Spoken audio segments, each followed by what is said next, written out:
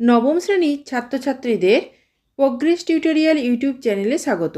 আমাদের আজকের আলোচনার বিষয় হলো নবম শ্রেণীর ভূগোলের গ্রহরূপে পৃথিবী অধ্যায়ের পুঙ্খানুপুঙ্খ বিশ্লেষণ করে আমি তোমাদের সামনে তুলে ধরছি আজ দ্বিতীয় পর্ব। আগের ভিডিওতে প্রথম পর্ব আলোচনা করা হয়েছে, চ্যানেলে ভিডিওটি আছে, তোমরা একটু দেখে নিও। আজকের ভিডিওটি নবম শ্রেণীর ছাত্রছাত্রীদের জন্য ভীষণ গুরুত্বপূর্ণ।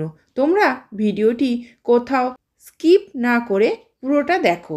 আর একটা কথা বলি, প্রোগ্রেস টিউটোরিয়াল এমন একটি চ্যানেল যেখানে নবম দশম শ্রেণীর প্রথম, দ্বিতীয় ও তৃতীয় পর্যায়ক্রমিক মূল্যায়নে কোশ্চেন প্যাটার্ন অনুযায়ী বিভিন্ন ধরনের প্রশ্ন ও উত্তর আলোচনা করা হয়ে থাকে।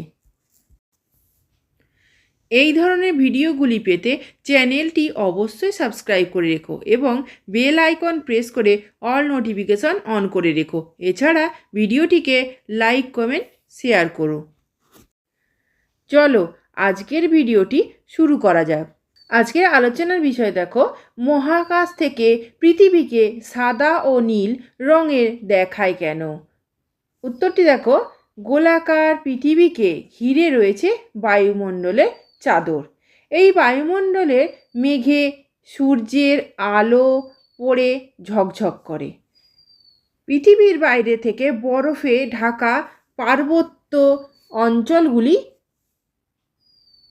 এবং সুমেরু প্রদেশের দুটিতে সূর্যের আলো পড়ে ঝকঝকে সাদা দেখায়।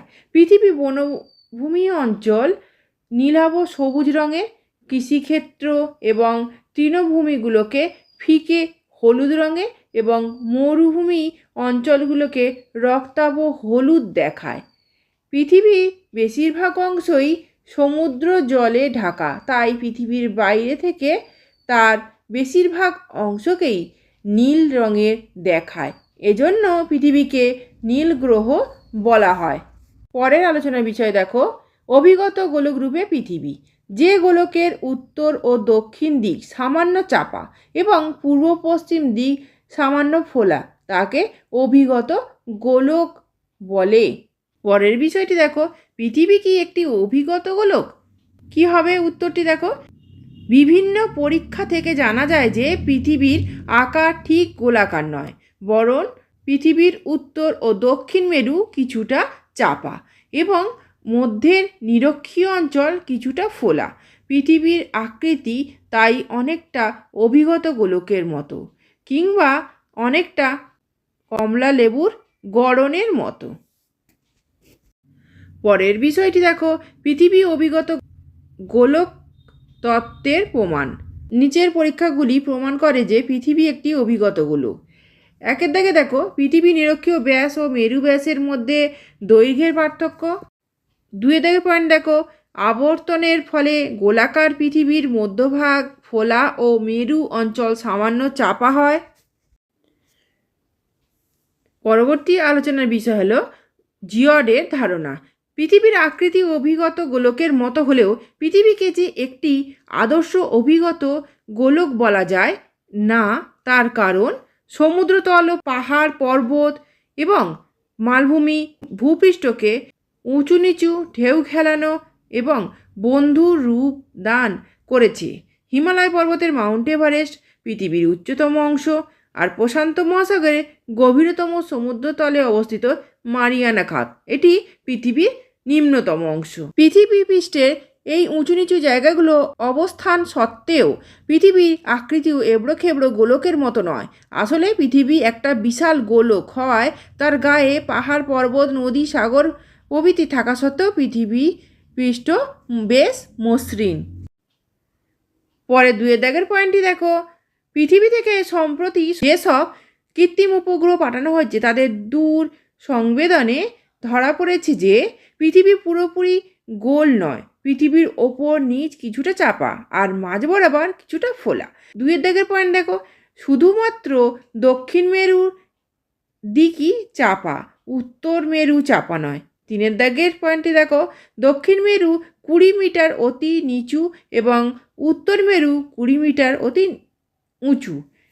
চারের দাগের পয়েন্টটি দেখো, দক্ষিণ গোলার্ধের মধ্যে অক্ষাংশ 8 মিটার ফুলে উঠেছে, আর উত্তর গোলার্ধের মধ্যে অক্ষাংশ 8 মিটার বসে গিয়েছে।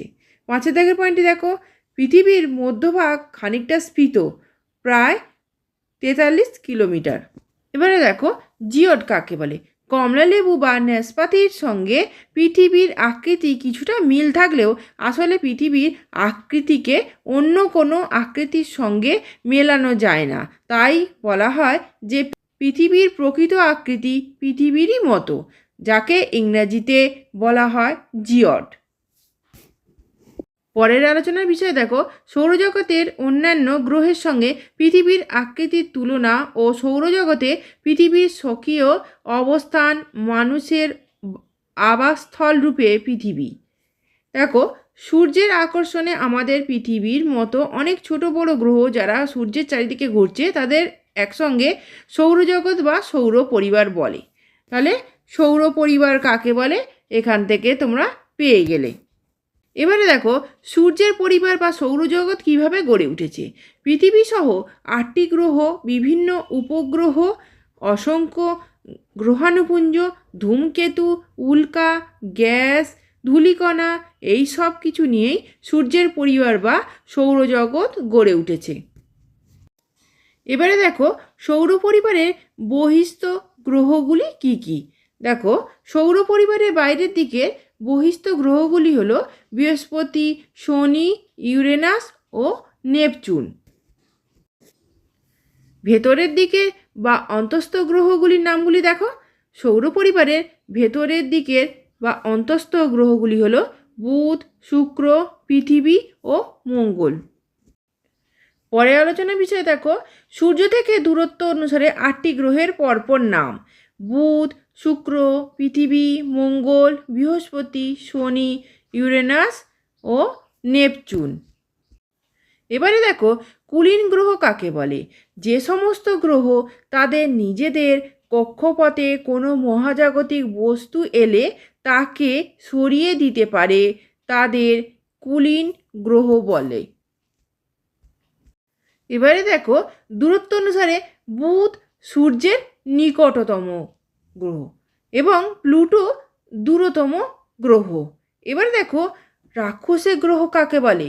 গ্রহদের মধ্যে বৃহস্পতি, শনি, ইউরেনাস ও নেপচুন আয়তনে খুব বড়, তাই এদের রাক্ষসের গ্রহ বলে।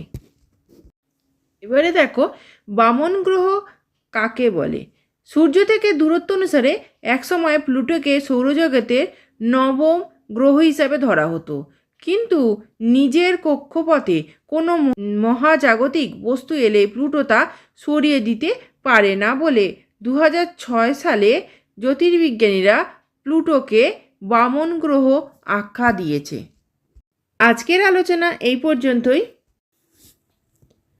আমি যে ক্লাসগুলো তোমাদের নেব সেগুলো অবশ্যই ফলো করো। বাড়িতে তো অবশ্যই পড়ছো, তোমাদের টিউটররা পড়াবেন, তোমাদের বিদ্যালয়ের শিক্ষক শিক্ষিকারা পড়াবেন। এছাড়া আমি তোমাদের জন্য অনেক ক্লাস নিয়ে আসছি, ইতিহাস, ভূগোল এবং বাংলা, সেগুলো তোমরা ফলো করো।